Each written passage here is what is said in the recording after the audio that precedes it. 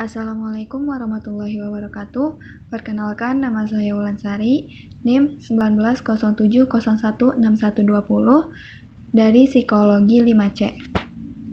Di sini saya akan menjelaskan materi mengenai pengertian, klasifikasi, deteksi, dan diagnosis anak remaja berkebutuhan khusus tunarungu. Yang pertama, ada pengertian ARBK tunarungu.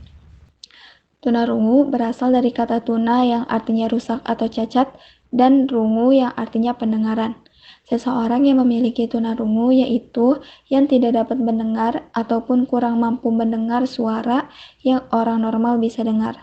Dalam masyarakat umum, tunarungu sering disebut tuli. Tunarungu yaitu individu yang mengalami gangguan pendengaran yang berdampak pada perilaku dan masalah belajar, serta untuk mengembangkan potensinya dibutuhkan pendidikan khusus. Anak tunarungu adalah anak yang mengalami gangguan pendengaran yang diklasifikasikan ke dalam tuli atau deaf dan kurang pendengaran atau hard of hearing. Menurut siswa Martono, tunarungu memberi dampak pada perkembangan bahasa dan bicara bagi anak tunarungu sejak lahir.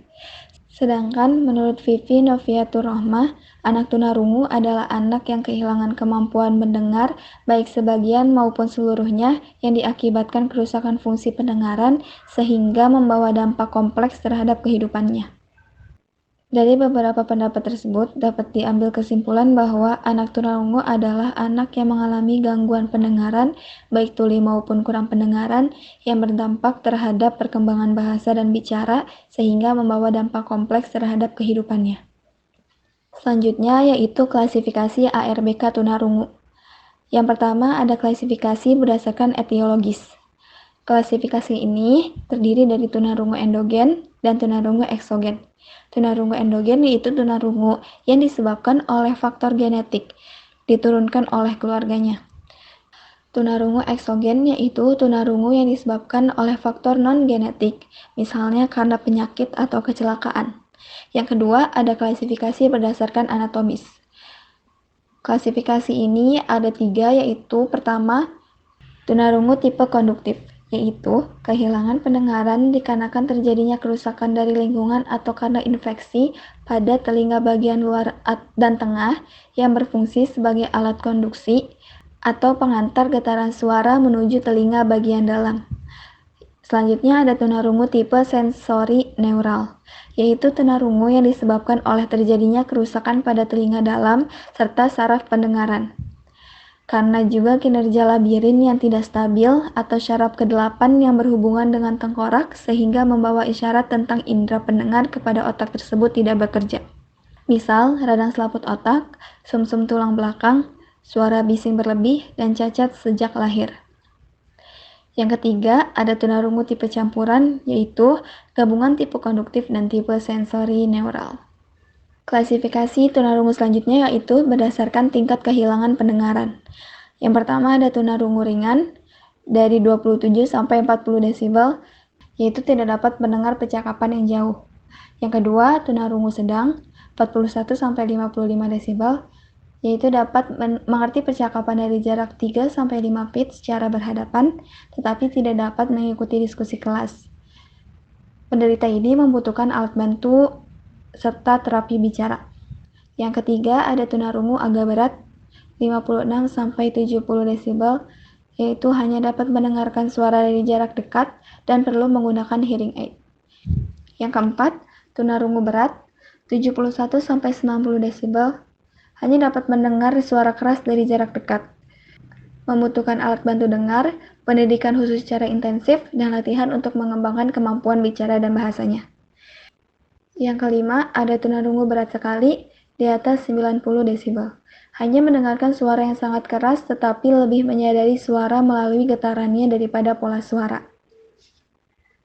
Pembahasan selanjutnya yaitu mengenai deteksi ARBK tunarungu. Yang pertama, tes dengan audiometer. Audiometer adalah alat elektronik untuk mengukur taraf kehilangan kemampuan mendengar. Alat ini dapat menghasilkan frekuensi-frekuensi yang dinyatakan dengan hertz dan intensitas-intensitas tertentu dinyatakan dengan desibel. Dalam menguji pendengaran, diukur dua dimensi bunyi yaitu frekuensi dan intensitas.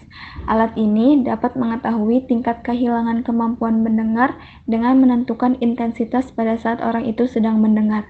Dalam pengetesan dengan audiometer, pastikan ruang tes benar-benar kedap dan audiometer dalam posisi siap digunakan. Atur skala dan intensitas.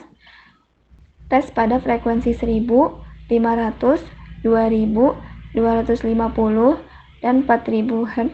Instruksikan bila mendengar untuk memberikan kode kepada tester, lalu tulis dalam grafik audiogram. Yang kedua ada tes dengan alat sederhana. Deteksi anak pada usia akhir bulan ketiga, di mana ibu atau orang sekitar dapat menggunakan tepuk tangan atau sendok yang diketukkan pada piring. Dapat mengetes dengan bertepuk tangan dari sisi yang tidak terlihat anak. Pada umur akhir 3 bulan ini, anak mulai bereaksi pada hal-hal semacam itu.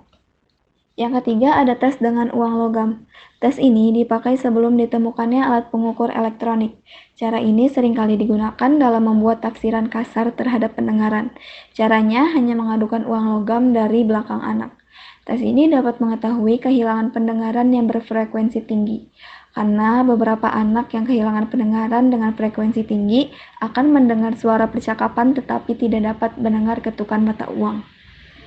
Yang keempat yaitu tes dengan bisikan. Anak ditempatkan di sudut ruangan yang kedap suara dan sunyi, jauh dari jendela dan pintu terbuka. Punggung menghadap tester untuk menjaga supaya anak tidak melihat gerak si penguji.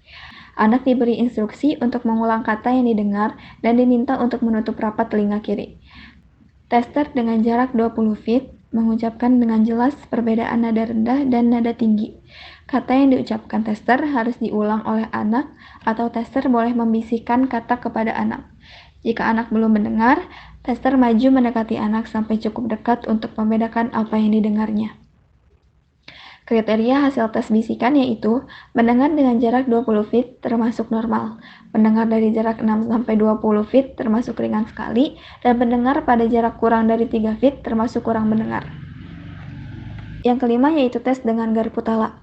Garpu tala ini digunakan mempunyai frekuensi 60, 120, 250, dan 500. Penala dipukulkan dan didekatkan pada telinga, sampai getaran bunyi menjadi lemah. Ketajaman pendengaran dapat ditentukan dengan cara berapa lama anak mendengar nada. Tes ini digunakan jika ingin memeriksa kesanggupan mendengar bermacam-macam nada. Alat musik juga dapat digunakan dan dimulai dari nada C, kemudian nada-nada yang lain. Tester yang dapat melakukan adalah yang mengetahui mengenai musik dan instrumennya dan memahami cara pemeriksaan pendengaran. Pembahasan selanjutnya yaitu mengenai diagnosis ARBK tunarungu. Asesmen merupakan langkah awal untuk mendeteksi gangguan atau kelainan perkembangan pada anak sejak dini. Asesmen anak tunarungu yaitu proses pengumpulan informasi dan atau data tentang kondisi yang ada, baik secara langsung maupun tidak, tentang individu yang disangsikan terkait pendengarannya atau fungsi pendengarannya. Asesmen anak tunarungu perlu adanya informasi yang jelas tentang anak tersebut, yaitu kondisi anak, riwayat tumbuh kembang anak, riwayat pendidikan, riwayat kesehatan, dan pola hubungan dengan lingkungan. Sekian penjelasan materi dari saya. Mohon maaf bila masih banyak kekurangan dan kesalahan. Semoga apa yang saya sampaikan bisa bermanfaat untuk yang mendengarkan. Terima kasih. Wassalamualaikum warahmatullahi wabarakatuh.